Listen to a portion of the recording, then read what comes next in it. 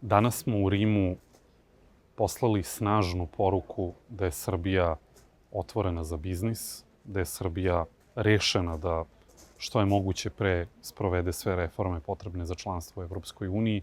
da Srbija radi u interesu svojih građana da jača svoju ekonomiju, ali da vidimo i ogromne šanse u regionalnoj saradnji. Mi predsedavamo globalnim partnerstvom za veštačku inteligenciju, predsedavamo i centralnom evropskom inicijativom. Aktivni smo na tome da damo konstruktivan doprinos razvoju našeg regiona i ovde smo između ostalo govorili o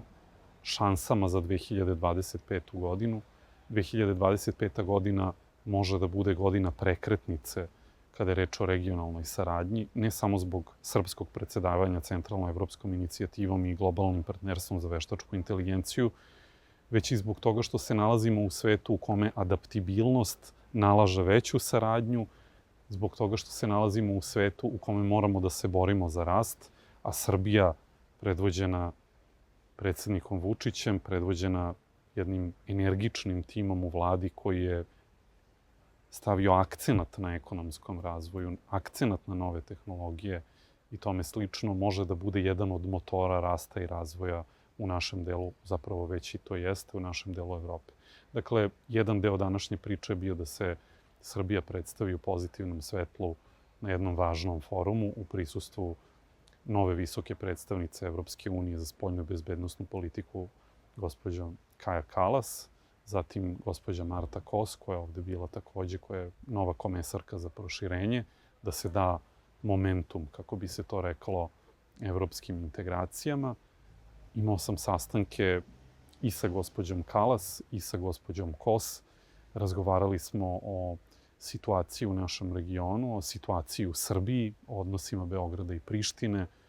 Podvukao sam značaj toga da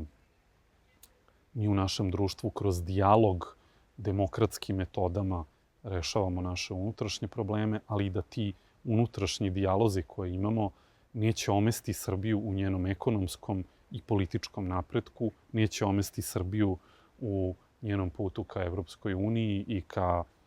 stvaranju bolje klime u našem regionu, da ćemo nastaviti da radimo na unapređenju životnog standarda građana. Takođe,